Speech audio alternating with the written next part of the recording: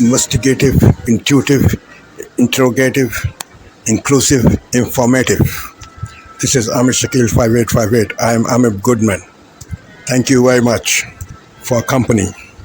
Following news have been reported by European, Asian, African, Australian channels and AP, AFP and Reuters news agencies. I am thankful to all of them. Now the headlines. Hezbollah of Lebanon blame Israel for pager explosions in Lebanon and Syria. Trump and Kamala Harris are in battleground states for election campaign. In Portugal, wildfire, 3 firefighters killed. Russian-Ukraine war is continuing. German opposition party success. Morocco and Spain conflict. Central Europe floods. Election in Indian-held Kashmir. North Korea fires ballistic missile. Syndicate dismantled in Australia. Childcare access in Australia. Instagram restrictions for teenagers. Culling of elephants in Zimbabwe. Civilian protection in Sudan. Sahel Alliance passports. Sean Diddy Combs arrested in New York.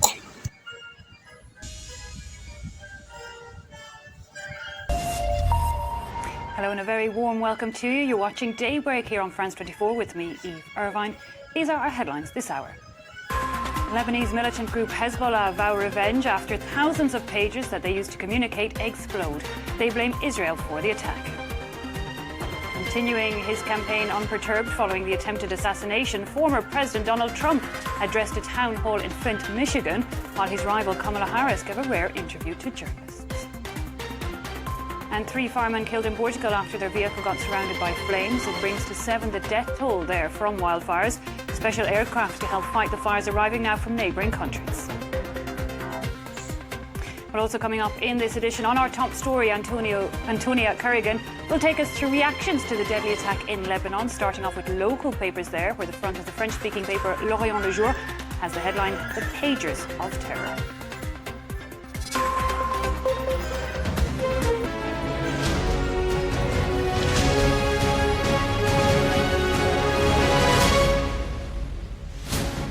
Hello, good morning. It's 6 o'clock. On today's show, Hezbollah vows to strike back after at least 9 are killed and thousands injured in an exploding pager attack. Plus, waking up with a rat biting your nose. Sky News hears the simmering anger behind the summer riots. It's Wednesday, the 18th of September.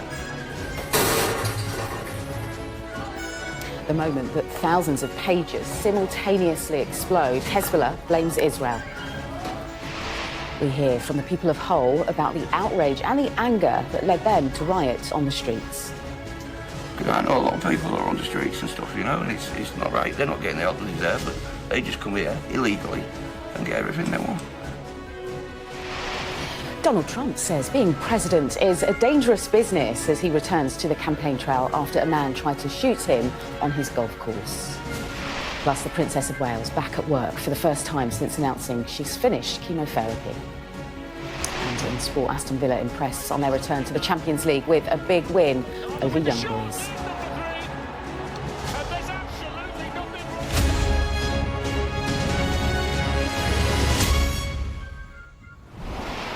Hello, good morning, everyone. Hezbollah has vowed. Welcome to the Night Watch programme here on France 24. I'm Alexander Orcott. These are the top headlines this hour.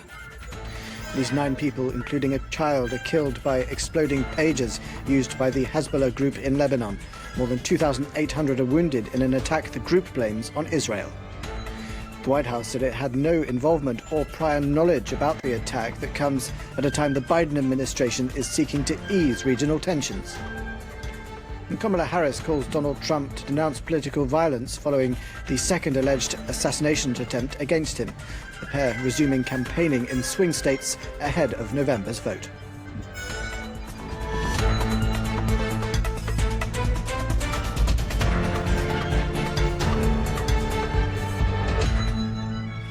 thanks for being with us here on France 24. Now, the pages used by Hezbollah that exploded on Tuesday afternoon may have bared the brand name Gold Apollo, but now the Taiwan-based company has announced it did not make them, raising still more questions about how the group came to be supplied with thousands of the devices. Hezbollah and the Lebanese government have blamed Israel for the sophisticated remote attack that would be months in the making. At least 9 people are confirmed killed, including an 8-year-old girl, some 2,800 wounded.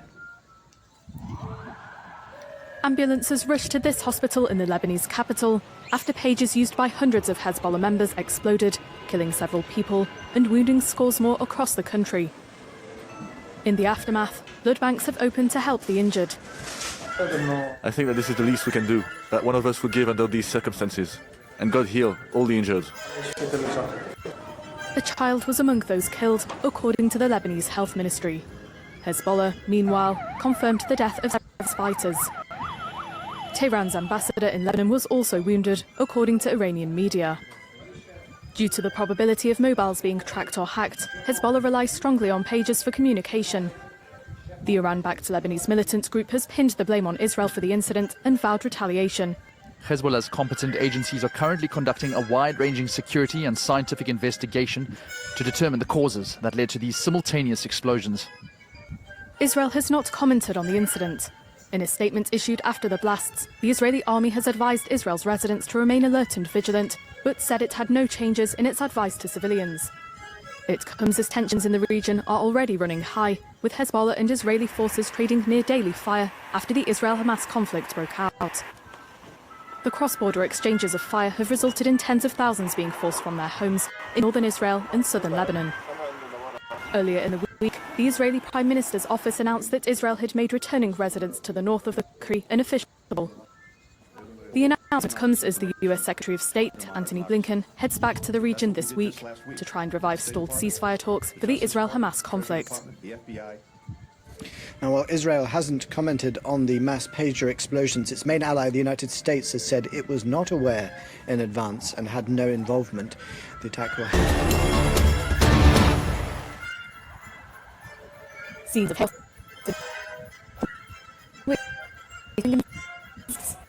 and around 3,000 people wounded.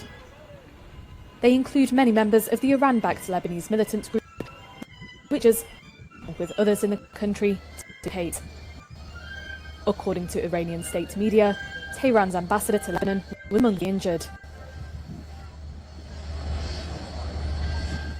Hezbollah has pinned blame for the attack on Israel and sworn to retaliate.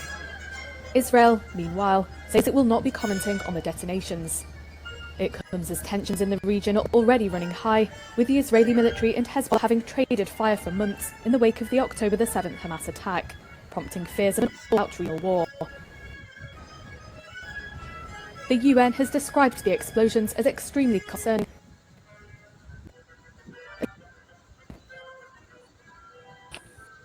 After extreme drought has destroyed crops across Africa, sparking food shortages in the region, Zimbabwe announced its plans to cull around 200 elephants to feed those.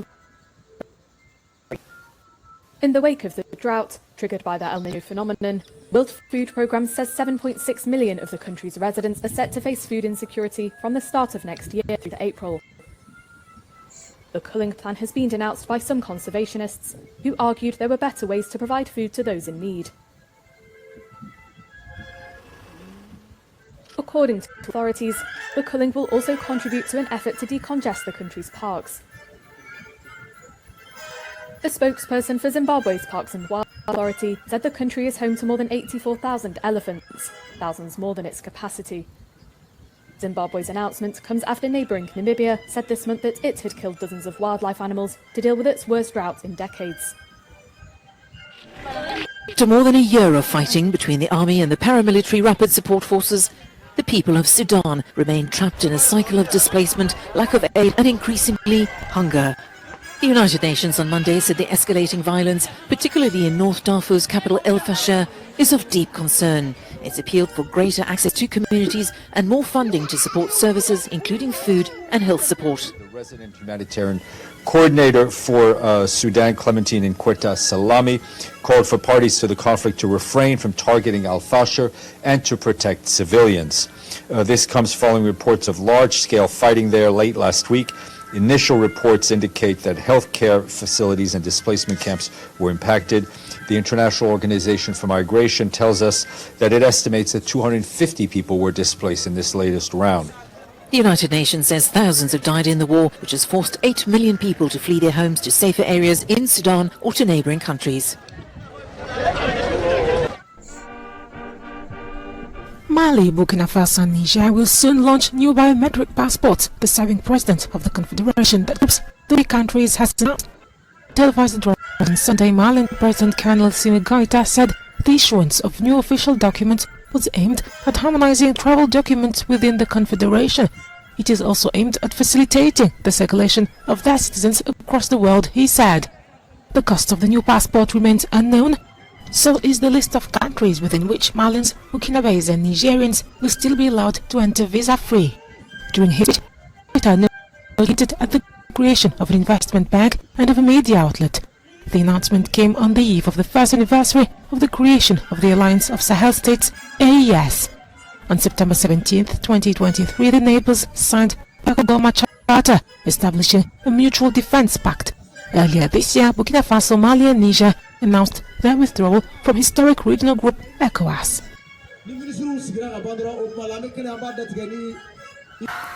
Sean Diddy Combs, the hip-hop mogul who has faced a stream of allegations by women accusing him of sexual assault, was arrested late Monday in New York after he was indicted by a federal grand jury. The indictment was sealed and details of the charges weren't immediately announced by prosecutors, but the U.S. attorney in Manhattan confirmed in a statement that federal agents had Combs in custody. Combs was arrested in a Manhattan hotel lobby, according to a person familiar with the arrest, who spoke with the press on condition of anonymity because they weren't authorized to speak publicly. His lawyer said Combs had been cooperating with the investigation and had relocated to New York last week in anticipation of charges being brought. The federal investigation of Combs was revealed when Homeland Security investigation agents served simultaneous search and detention in Los Angeles and Miami in March 25. A day after the raids, his attorney called them a gross use of military-level force and said the allegations were meritless. And denied nearly all the lawsuit allegations.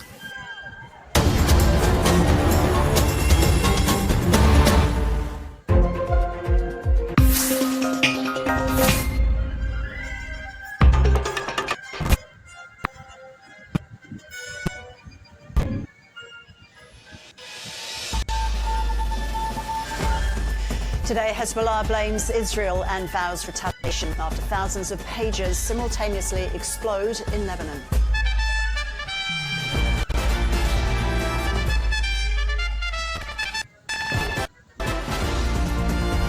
Also ahead, the AFP claims it's thwarted dozens of planned killings by infiltrating an encrypted messaging platform used by global criminal networks.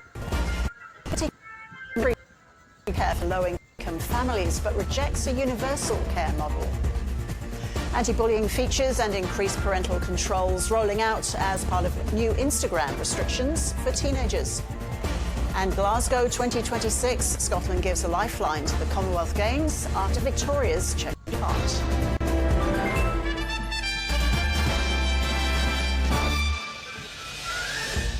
Welcome to ABC News. I'm Ros Childs. At least 9 people have been killed and up to 2,800 injured after pagers used by the Lebanese militant group Hezbollah exploded. The Lebanese Health Ministry says at least 200 people are in a critical condition. Hezbollah has confirmed the deaths of at least 3 of its members, with hundreds left injured. The militant group has blamed Israel for the attack and vowed retaliation for what they say is the biggest security breach of its renewed cross-border conflict with Israel. Has likely suffered over 610,000 casualties in killed and wounded since the beginning of its full-scale invasion, says the UK Defence Ministry in its latest intelligence update. Russian officials said that in 2023, the Defence Ministry was recruiting at a rate of 1,600 daily, but publicly cited figures this year put the rate at around 1,000 daily. These figures are themselves probably inflated to an extent, but they do demonstrate that the tactics based on mass infantry waves has required Russia to continuously replenish frontline forces, including those in the region of Kursk. Now, the Financial Times, citing a senior Ukrainian military intelligence official, reports that Russian forces have committed 38,000 personnel to fighting in Kursk region, including assault brigades redeployed from southern Ukraine.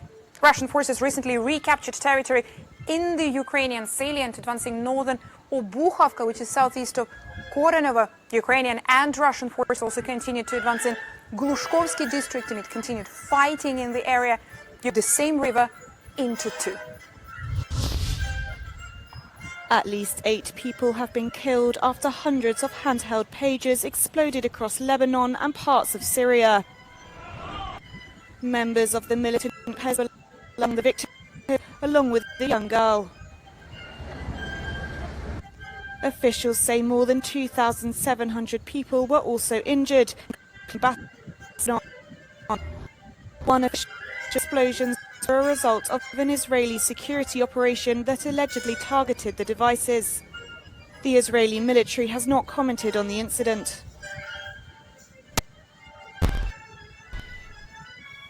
This is Asia Now.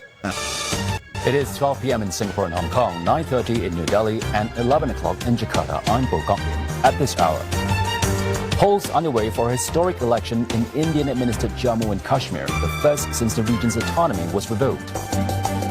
Hezbollah vows revenge against Israel after a wave of page explosions across Lebanon and Syria. At least 9 people killed and thousands more injured. The Taiwanese company is making those pages. North Korea fires multiple ballistic missiles days after unveiling a uranium enrichment facility and vowing to beef up its nuclear arsenal. Coming to you live from Token 2014-9, taking place at Singapore's Marina Bay Sands. After a rough couple of years with significant challenges faced by the crypto industry, cryptocurrencies are on the up, but can it sustain momentum? We'll find out this hour.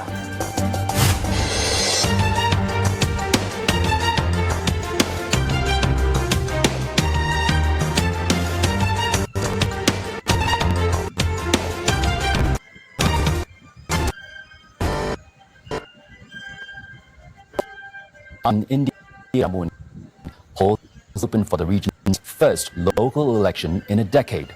This first round will close at 5 p.m. local time. There will be 2 more phases in this election happening across the next couple of weeks. In the first phase, about 2.3 million eligible voters will cast their ballots to fill 24 assembly seats from a pool of 219 candidates. The Modi government stripped the region of its semi-autonomous status and statehood in 2019, effectively bringing it under New Delhi's direct control. The region is of immense strategic importance to New Delhi, as parts of it are controlled by India, Pakistan and China, making it one of the most contested areas in the world. The Jammu and Kashmir.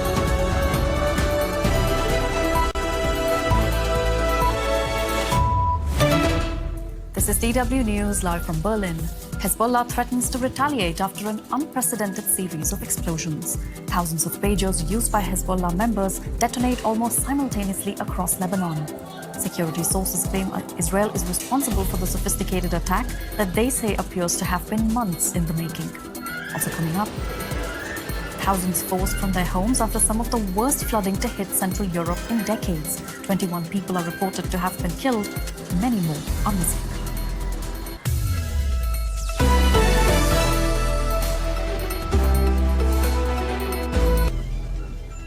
I'm Nehal Jari. Welcome to the program. Officials in Lebanon say at least 9 people, including a child, were killed when pagers used by Hezbollah exploded across the country. Iran's ambassador to Lebanon is among the nearly 2,800 injured by the simultaneous blasts. Hezbollah blames Israel for the explosions and said the attack would not go unpunished. There was no immediate comment from the Israeli military. Elon thinks so much in Twitter memes and has really gotten himself into an online brain at this point. So I don't think he thinks about the real world consequences of the things that he posts on the platform. It's almost as if you're talking about Donald Trump. Donald Trump has called Elon Musk a BS artist. They've sniped at each other quite a bit. Now they found this kind of happy friendship. where they're complementing each other. With Trump world, it's not always going to be that way. Someone who is in Trump world could be out the next day.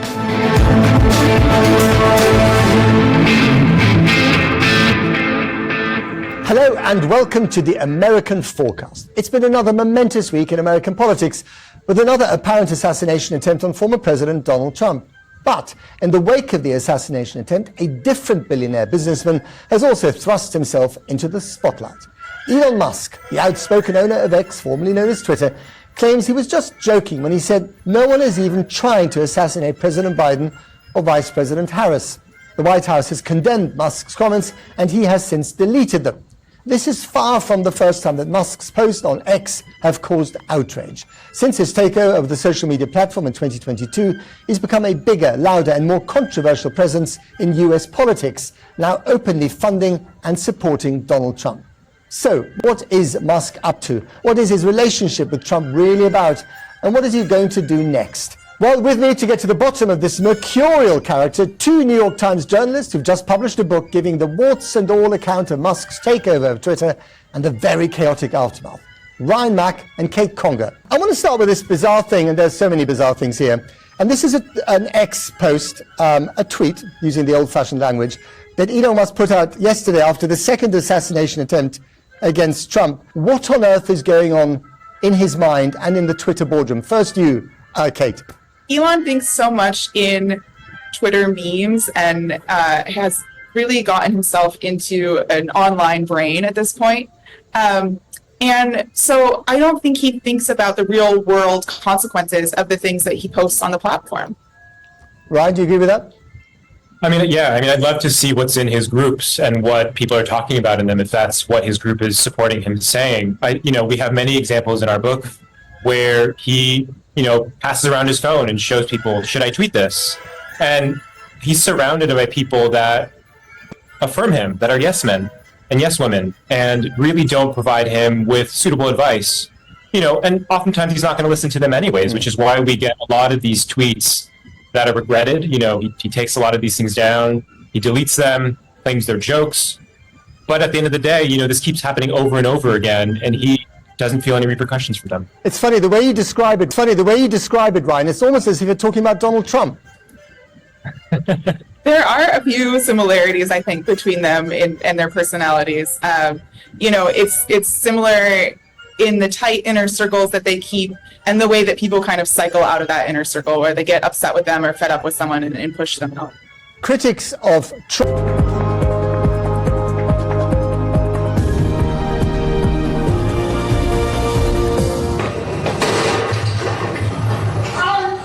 An extraordinary security breach. Hezbollah vows to take retribution after a wave of deadly pager explosions across Lebanon. At least 9 people have been killed and almost 3,000 injured. Hezbollah says Israel's responsible for criminal aggression. Hello, welcome to TRT World, live from Istanbul. I'm Aaron Armstrong. Also ahead on the programme. At least 26 Palestinians have been killed in a number of areas across Gaza in a fresh wave of Israeli bombings. And Donald Trump holds his first campaign event in Michigan following a second assassination attempt over the weekend.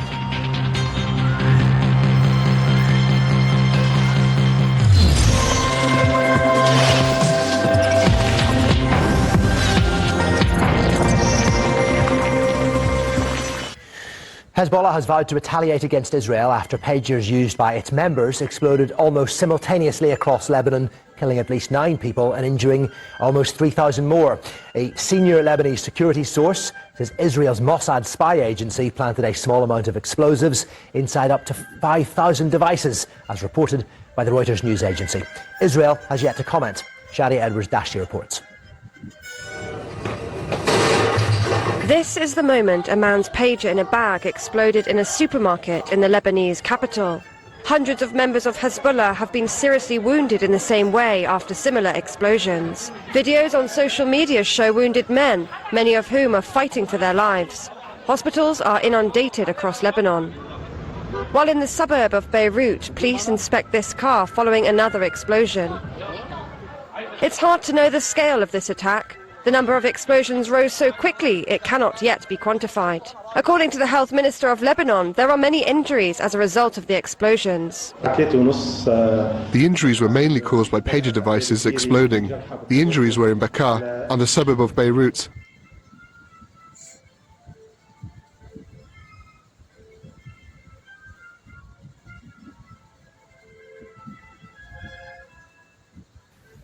Thank you for sparing your precious time. This is Amir Shakil. Have a good life. Bye-bye.